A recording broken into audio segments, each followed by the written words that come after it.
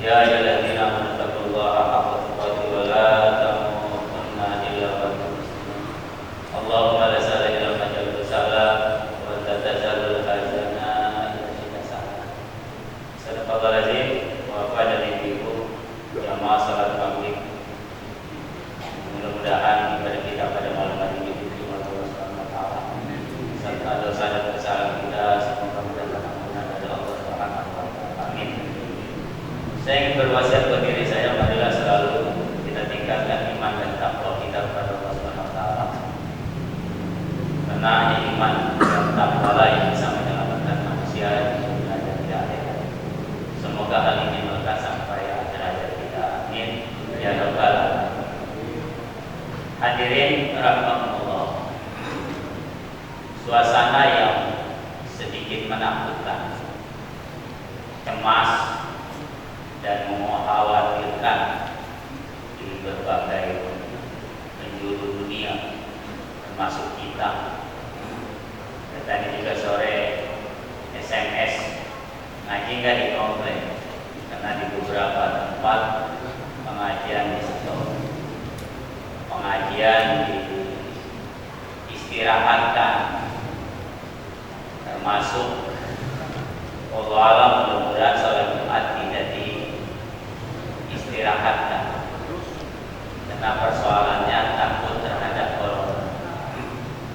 Perlukah kita takut terhadap corona? Takut dan tidaknya itu urusan lain. Karena seperti takut terhadap macan manusiawi, ada yang takut, ada juga yang berani pawang macan. Terhadap ular pun ada yang berani, ada yang takut. Sah-sah saja ketika kita takut terhadap ular lalu berani terhadap ular. Ketika kita takut terhadap ular, maka kita kadang menghindar dari ular. Tapi ketika kita tidak takut dengan ular, maka kadang tidak sedikit ular itu ditangkap.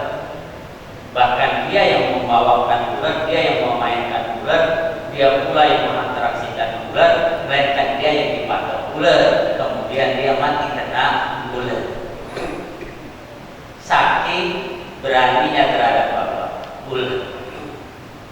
Terhadap kondisi sekarang, saya nggak ngerti tentang corona dan tidak tahu, cuma mendengar, bentuknya pun mungkin masih belum jelas kita perhatikan. Tapi mencekamnya begitu sangat luar biasa sehingga sekolah secara nasional diliburkan. Walau ada pondok pesantren yang tidak meliburkan, lagi-lagi saya katakan itu sah-sah saja. Dia mau liburkan, tapi dia dipersoalkan kadang di urusan ibadah yang juga kadang menjadi masalah. Wallahu alam sampai Mekah hingga sekarang masih kosong. Ada apa di balik tersebut? Mudah-mudahan ada hikmah di balik tersebut. Amin ya rabbal alamin. Maka judul kali ini berbicara tentang menyikapi corona dengan iman, bukan dengan akal dan hawa nafsu. Kalau kita berbicara iman, maka yang pertama harus kita perhatikan ayat-ayat Al-Quran, yang kedua hadis Rasulullah Sallallahu Alaihi Wasallam. Saya ingin bacakan satu hadis Rasulullah, hadis yang tercantum dalam kitab Arba'in, kitab yang sangat kecil. Di hadis ke-19, yang awal hadisnya adalah ihfazillah yahfazka, ihfazillah tajidhu tujahaka, wa idza sa'alta fas'alillah, wa idza sta'anta fasta'in billah. Peliharalah Allah, jagalah Allah, maka Allah akan menjaga Anda.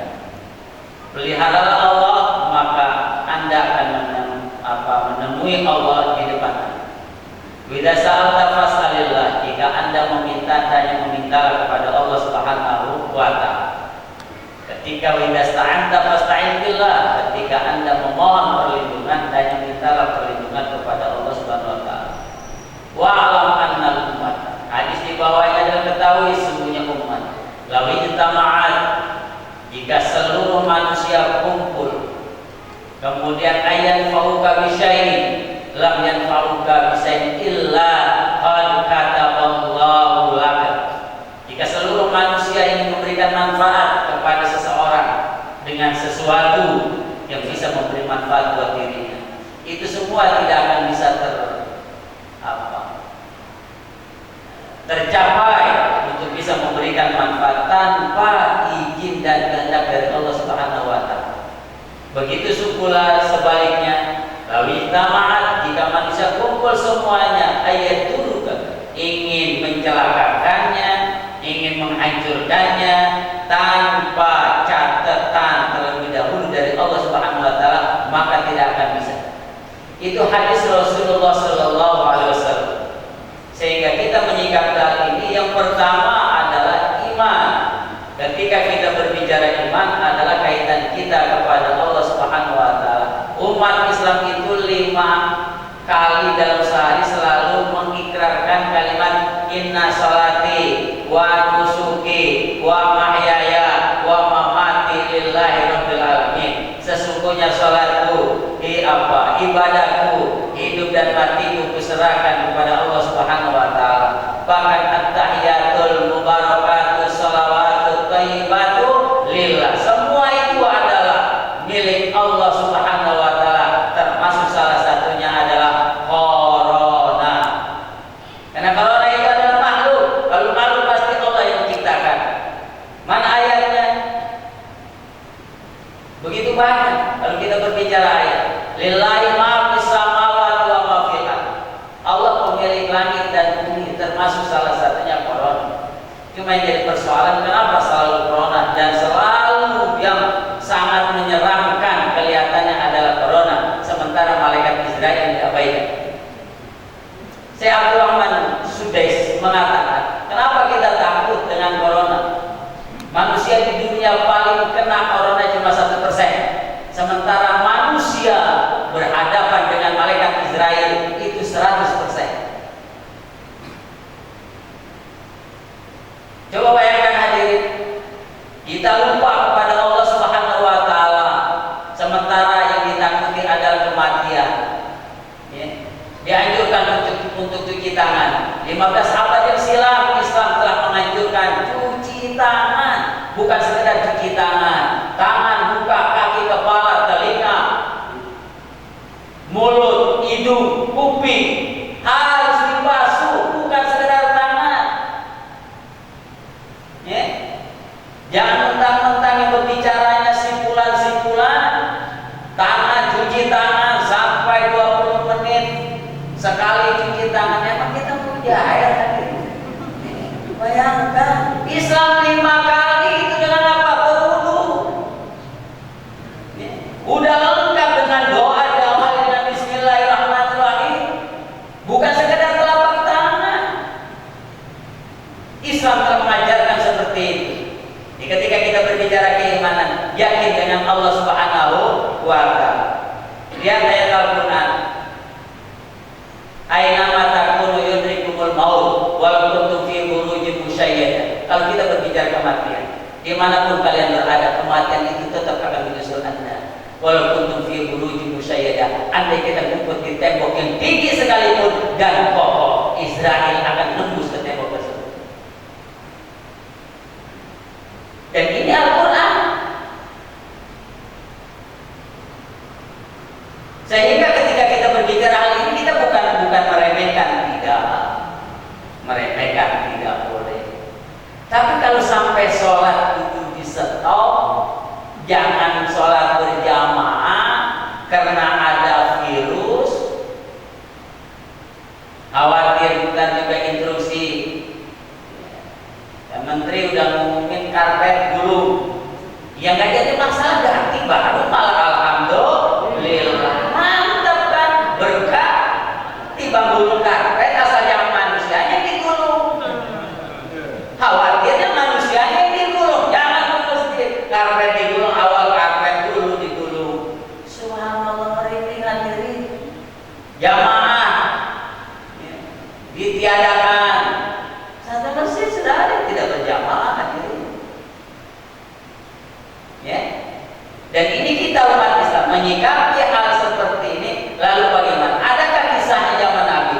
Banyak. Dari satu hadis Rasulullah, "Idza sami'tum at-ta'un jika Anda mendengar qaun, ya, lam yakhruju, maka Anda jangan keluar. Kalau Anda ada di dalam.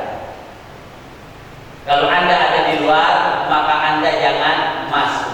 Yang di dalam jangan keluar, yang di luar jangan masuk. Sekarang kita ada di luar apa di dalam kira-kira? Kalau di dalam, kita keluarnya kemana? Ya. Coba bayangkan, kita kan nggak tahu di luar atau di dalam ini.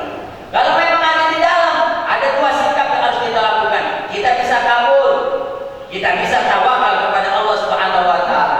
Lihat saat perang Badar, Nabi Shallallahu Alaihi Wasallam tidak bawa alat peperangan karena memang niatnya ingin umroh. 300 dalam sejarah umat yang dibawa oleh Rasulullah SAW. Sementara kafir Quraisy ada 3.000 orang. Mereka dengan panah, mereka dengan pedang yang ingin membantai Rasulullah beserta sahabat. Nabi tidak bisa berkutik, sahabat pun di belakang sudah getar-getir. Apa yang harus kita lakukan? Melawan mati karena kita tidak punya alat. Kabur pun mati, kita akan dipanah satu persatu oleh mereka. Satu-satunya jalan dia menadahkan kedua tangannya menajat pada layar. Inilah yang selalu dipanjatkan menurut Laman 212 oleh Menwaris Mandi bersoalkan. Seandainya hari ini engkau tidak menolong kami, maka besok tidak ada yang menyembah Anda.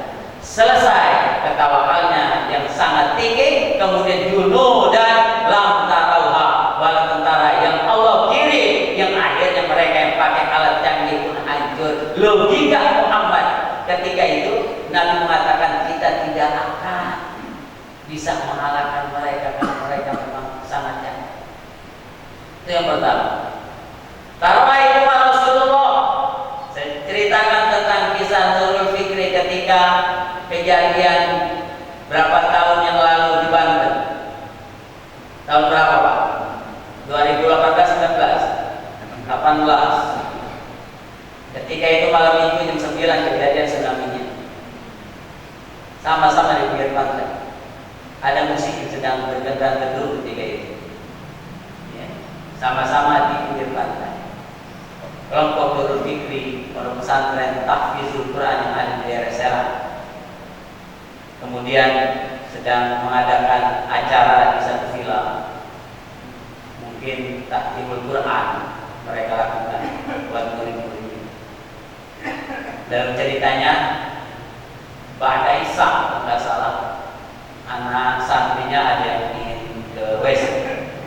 Kemudian setelah dari toilet dia mengatakan ada suara bunyi, suara air. Lalu dia teriak, Ustaz, ada suara apa ini?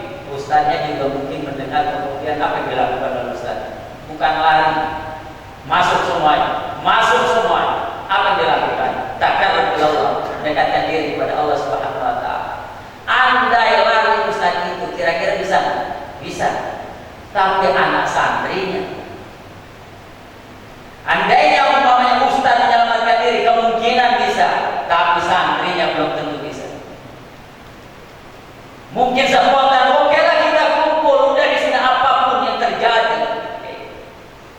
Karena itu pun baru prediksi apa ada cepat suara dua berkumpul, dikumpulkan kumpul kita di dalam. Apa yang dilakukan? Dia sudah memang dia hafal Al-Quran, dia baca Al-Quran, memang dia sedang bikin acara. Jam 9 kurang lebih ketika itu air datang. Apa yang terjadi? Lulu lantak mereka, sementara Nurul Fikri selamat. Pertanyaannya kenapa diselamatkan? Karena punya iman dan tawakal yang sangat tinggi. Sehingga harus kita baca dalam surat At-Taubah ayat 51. Qul la yusibana illa ma kataballahu lana huwa maulana wa 'ala Allahi falyatawakkalul mu'minun. Katakan Muhammad, tidak akan menimpa kita wahai para sahabat. Ini kan Nabi berkata, illa ma kataballahu lana, kecuali apa yang sudah disuratkan oleh Allah Subhanahu wa taala buat kita. Falyatawakkalul mu'minun, hendaknya wa 'ala Allah, kepada Allah lah orang-orang beriman bertawakal. Ya hadirin. Ya. Jadi kita pada tahun ini iman kita mantapkan, berserah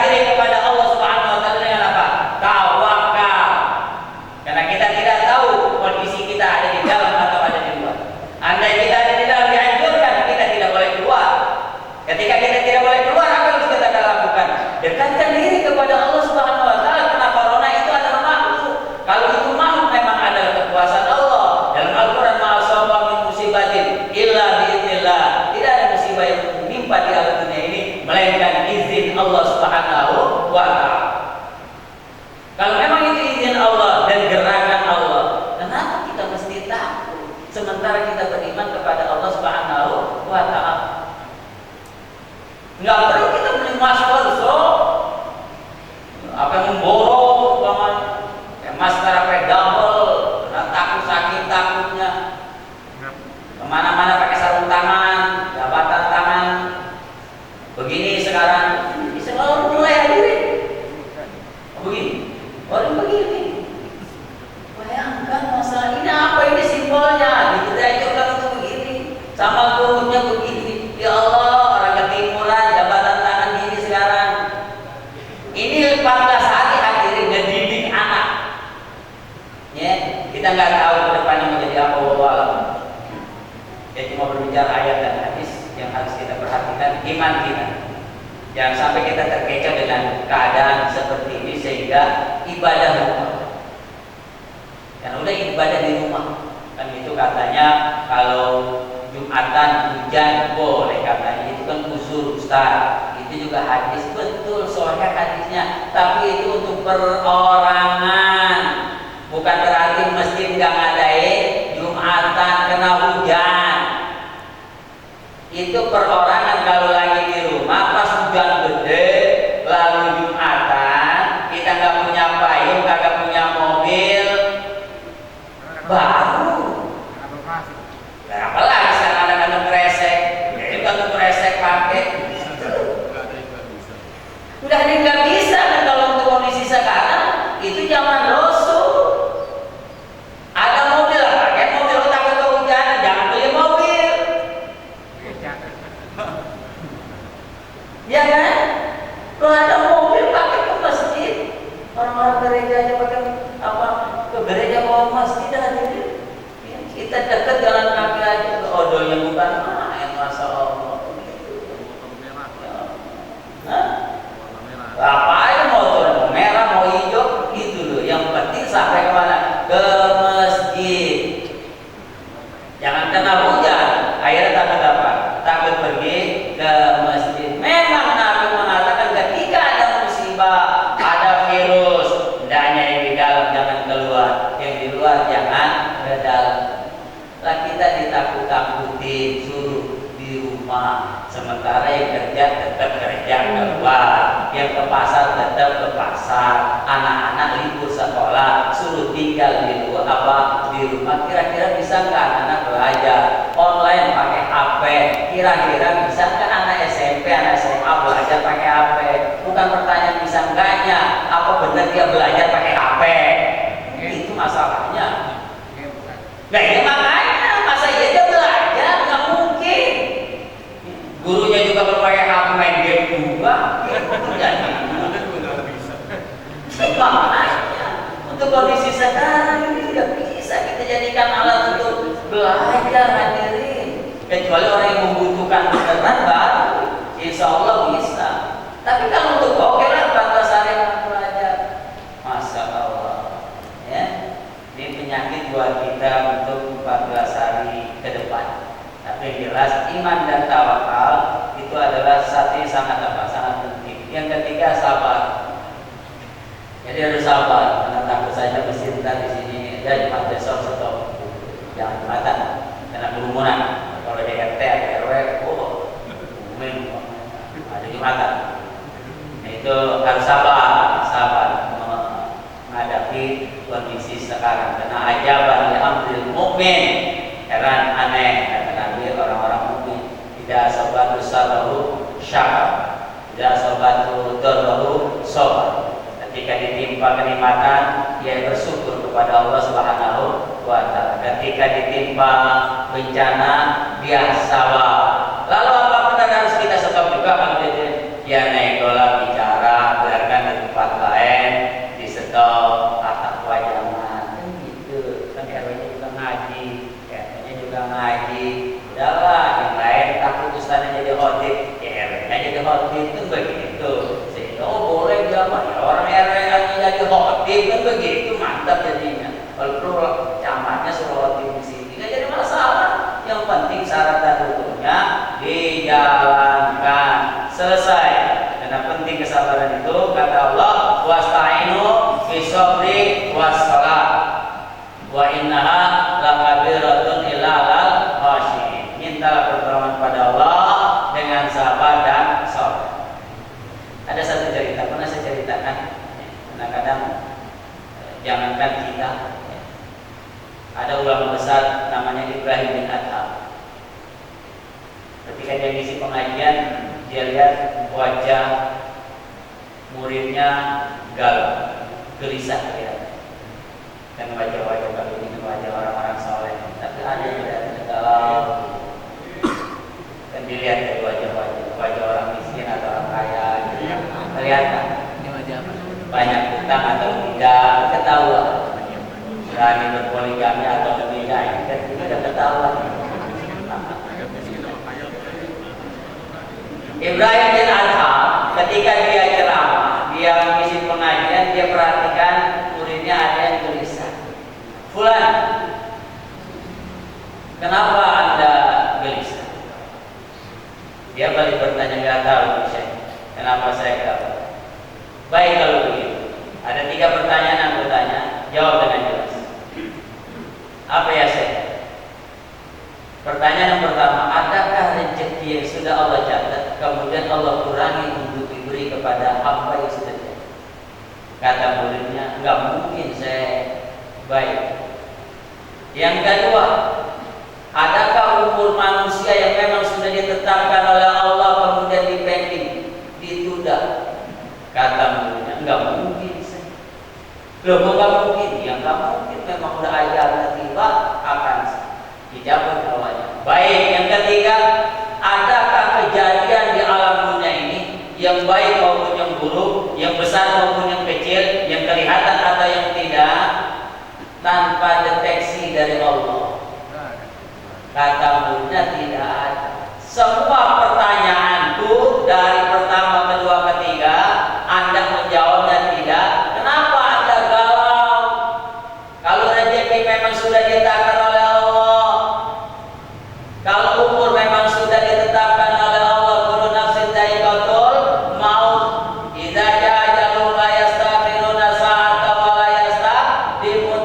Ketika ajal manusia telah tiba, enggak tua enggak muda, Allah enggak pilih dulu siapapun dia. Kalau memang ajalnya, anak baru lahir pun mati, ya mati.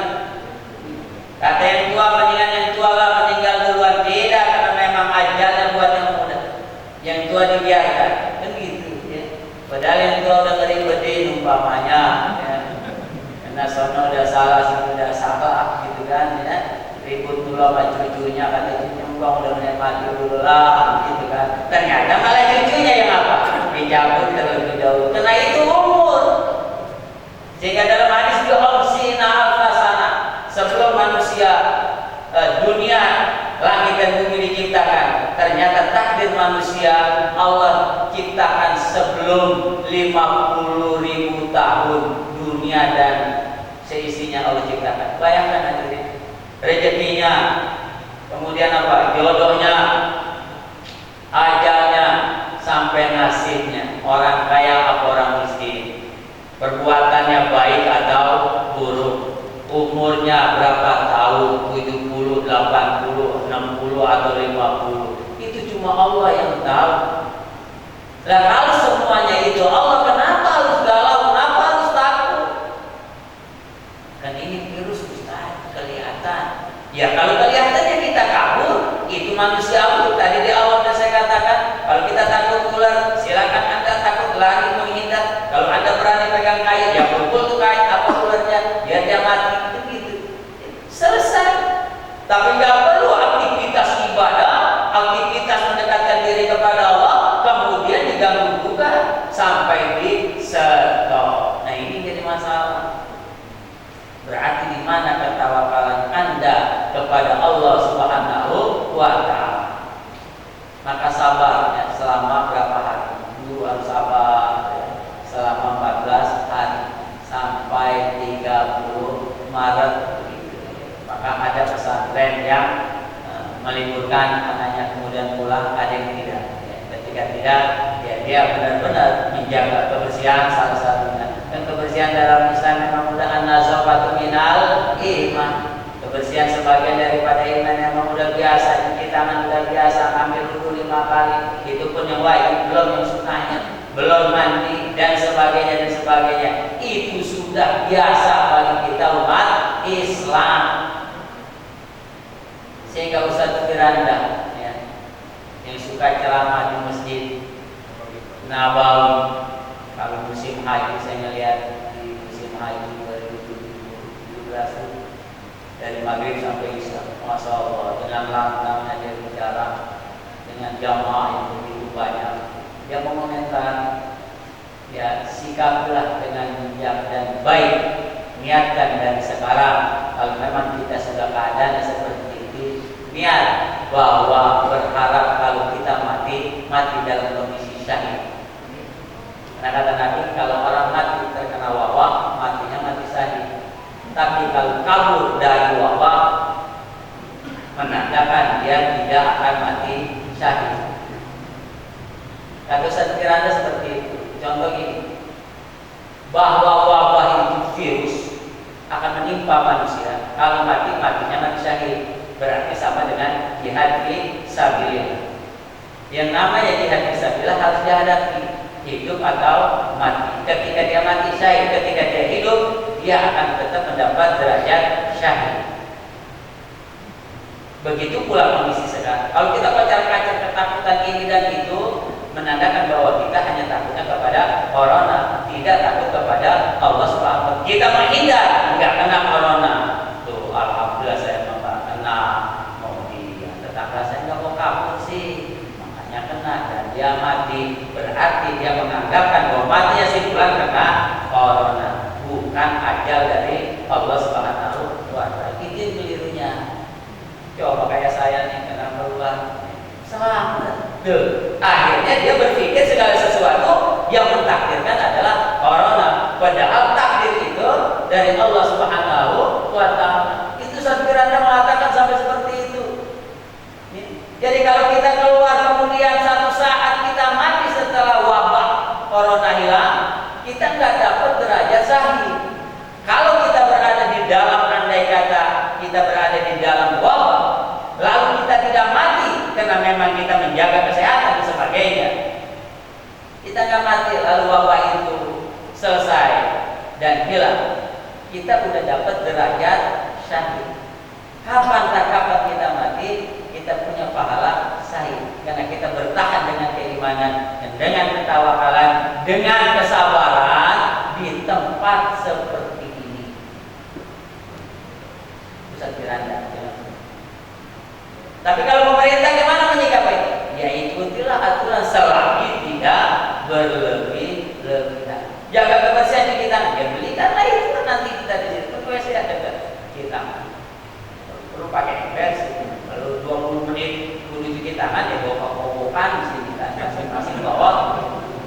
Ya apa mau jaya? 20 menit cuci tangan. Ini nggak bisa tuh berapa kali cuci tangan ini? Bawa udah masing-masing gitu pulang udah bawa. Itu sampai seperti itu hadirin. Apa gitu? Yang tidak juga lah tawakal. Yang ketiganya doa. Yang keempatnya. Kenapa doa? Nabi selalu mengajarkan. Lihat ketika terjadi musim kemarau, yang dianjurkan apa? Salat istisqa. Itu udah pasti. Ketika terjadi gerhana matahari maupun bulan, yang dianjurkan apa? Salat itu doa. Salat gerhana matahari maupun gerhana bulan. Ketika kita punya keinginan mau sesuatu, sholat aja. Ketika dulu kita lagi muda cari jodoh, pelimpan, yang mana cantik ini juga cantik, yang mana demen ini juga demen, sholat apa itu namanya? Istighfarah. Gitu. Kata kita mah sholat nyari jodoh, padahal bukan. Karena sholat untuk menenangkan diri kita, pilihan mana yang terbaik. Ya. Karena kita masih purwa, kata orang itu sholat istiqoroh, kalian mandi cuman begitu, ya. Itu dianjurkan segala sesuatu apa? Sholat. Apa maksudnya? Doa kepada Allah. Sehingga dianjurkan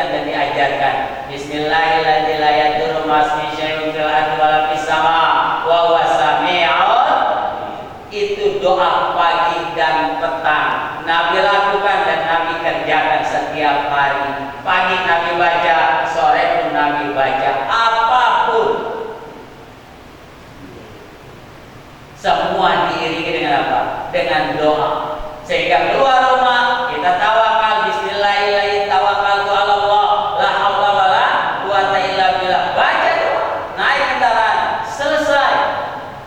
Kita juga nggak tahu di jalanan ada tabrakan atau tidak. Kita nggak tahu.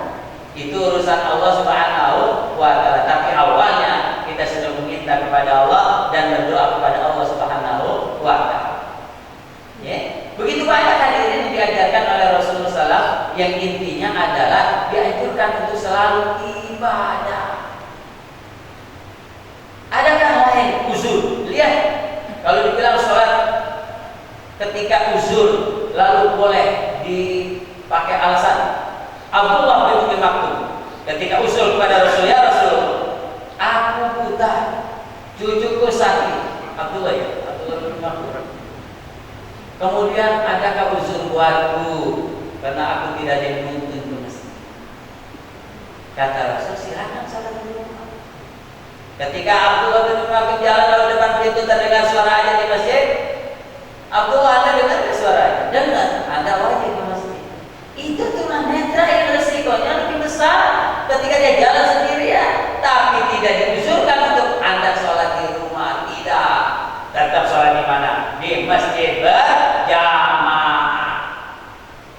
Lihat saat berkecamuk perang, ada nggak perintah sholat? Ada ternyata. Sholat peperangan. Oh, itu lagi perang, ada istilah kata sholat. Enggak gitu hadirin. Jangan sampai punya menjadi alasan seperti tadi. Jumatan kena hujan, kemudian di rumah sholat zuhur, lalu tidak sholat Jumat.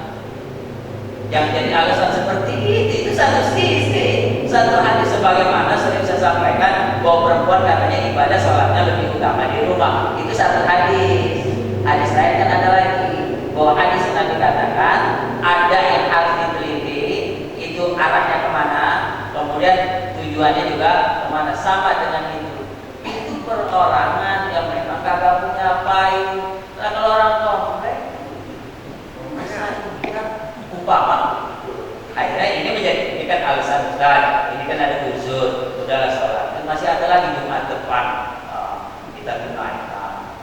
Kita sampai tanggal 30, tanggal 7 April juga masih ada Jumatan. Kalau umur lu sampai, ada lagi Jumatan, gitu lah. Kalau umur udah kagak ada, mau Jumatan kapan?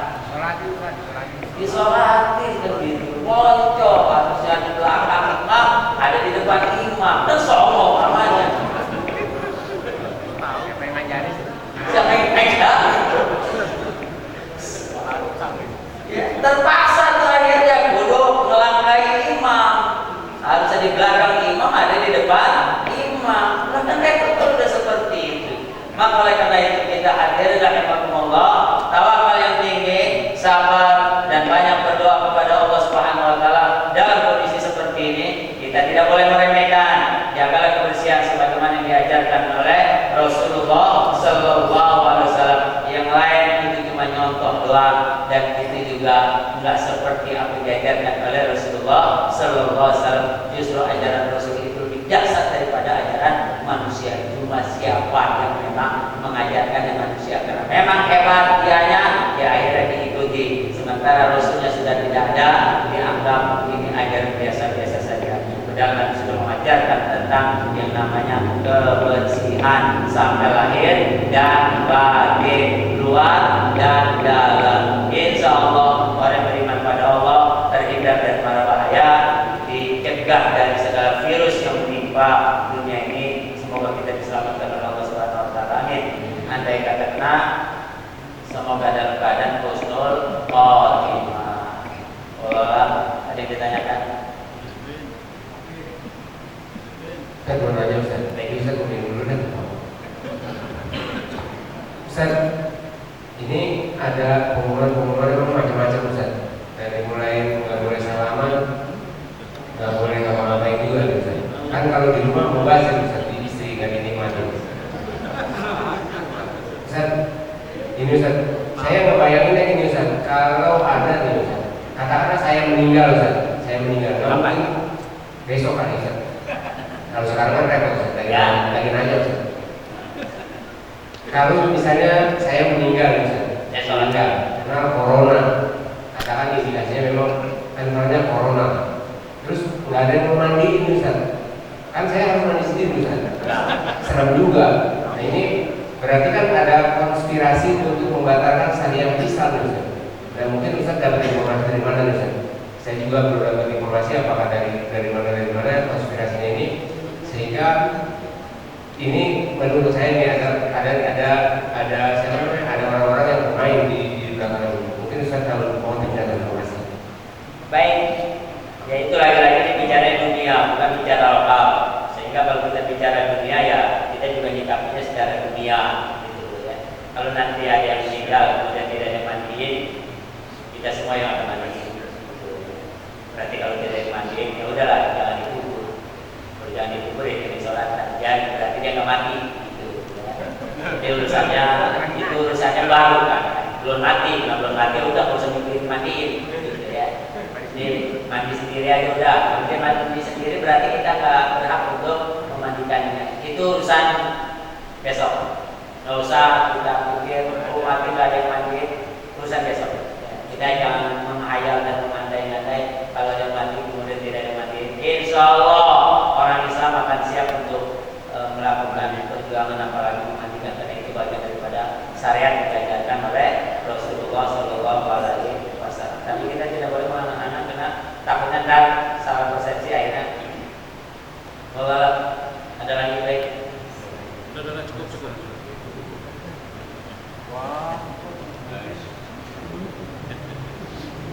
Assalamualaikum warahmatullahi wabarakatuh. Assalamualaikum warahmatullahi wabarakatuh. Menyikapi wabah corona wabil khusus umat Islam kan itu punya pegangan doa dan tawakal. Di satu sisi seperti itu, di sisi lain saudara kita itu mengikuti himbauan ya dengan cara berpakaian atau menyetop pengajian, bahkan ada sebagian jumatan udah ini artinya udah diadakan ke sana. Anak waktu pulang haji dari Sulono mampir ke itu masjid Al-Mutakin itu di Selatan. Itu pada situ malamnya mengadakan takbir akbar. Tapi setelah ada himbauan itu digagalkan. Ya menyikapi hal ini di satu sisi umat Islam terkesan dirugikan, di sisi yang lain memang umat Islam punya pegangan. Pertanyaan Ustaz, menyikapi dua ini seperti apa Ustaz? Terima kasih. Ya kalau ada tiang pegang tiang, kalau ada tembok pegang tembok. Nah kita tadi itu kan saya bilang kita menyikapinya dengan iman. Ketika kita menyikapi dengan iman tadi itu tawakal dan bersabar. Lalu kalau sampai menyetop urusan ibadah, kita dengan bijak bagaimana? Kalau kayak sholat berjamaah umpamanya, ya kita harus sikapi bahwa itu kewajiban kita dengan segala risiko yang bisa kita hadapi, gitu loh ya. Kemudian kalau ada tablik akbar itu urusan kecil ya, kalau tablik akbar karena orang begitu banyak yang mondar-mandir dan masuk, itu bisa saja masuk akal. Kalau urusan begitu, saya pikir itu berhak untuk ditunda. Tapi kalau sholat wajib ini kan dalam rangka mendekatkan diri kepada Allah Subhanahu wa taala. Begitu kita harus bukan melawan ya, tapi kita harus mempertahankan hal itu. Yang andai kata buat Jumat ini di stop, ya kita harus pertahankan tetap sholat Jumat. Karena ada seorang saya mengatakan stop bicara corona. Jadi ada dua yang saya dapati. Ada yang bicara soal corona, ada yang bilang stop bicara corona. Sudah kita tunaikan aktivitas dan sholat yang benar. Karena ada syekh dari Amerika malah yang saya dapati 3 yang sudah diajarkan oleh Allah Subhanahu wa taala tercantum dalam surah Isra. 1, 3 pekerjaan yang tiap hari harus kita tunaikan bagi umat Islam. Yang lain, kedua tilawat Al-Quran, ketiga sholat subuh. Dan itu tercantum dalam surah Isra. Akhirnya sholat al-Qur'an syamsi wa masatil lail. Quran al-Fajr inna Quran al-Fajr kana masuda. Wa minal lail fatahajjat bina billatillah. Asa ya masada rabbuka maqam mudah gitu. Wa nunazzilu minal Qur'ani ma huwa syifaa wa rahmah. Itu dari Amerika diteliti ternyata itu bagian daripada terapi untuk pencegahan corona. Dan itu malah biasa. Lihat ayat-ayat tentang tahajud. Kita nggak usah takut, kita tawakal, sabar, dekatkan diri kepada Allah Subhanahu Wa Taala sehingga tiap pagi kita tunaikan. Lalu sampai di setiap sholat subuh berjamaah, khawatir malaikat akan menurunkan azab lebih dahsyat lagi daripada orang. Kita nggak tahu karena biasanya azab sisa turun di waktu pagi. Lihat ayat terakhir. Maka oleh karena itu jangan sampai subuh dihilangkan. Berjamaah yang benar. Ada ustadznya, telepon saya. Asal teleponnya jangan jam 4. Takutnya sudah jalan. Kemarin sudah jalan. Oh sudah jalan. Nggak bisa saya. Gitu. Tapi kalau masih di rumah insya Allah. Gitu ya. Jangan sampai sholat subuh tidak ada orang. Khawatir minimal maling akan gentayangan di waktu itu. Kalau maling tidak, khawatir malaikat rahmat yang harusnya dia menurunkan rahmat dalam dunia di sepertiga yang malam, karena orang yang tidak ada berarti ingkar kepada Allah, tidak mendekatkan diri kepada Allah, azza rahmat wala azza nauzubillah. Jadi itu solusinya, kita harus berpegang pada iman Islam, bukan pegangan pendapat manusia, karena semuanya pasti akan mati. Subhanakallahumma wa bihamdika asyhadu an la ilaha illa anta astaghfiruka wa atubu ilaik. Assalamualaikum warahmatullahi wabarakatuh.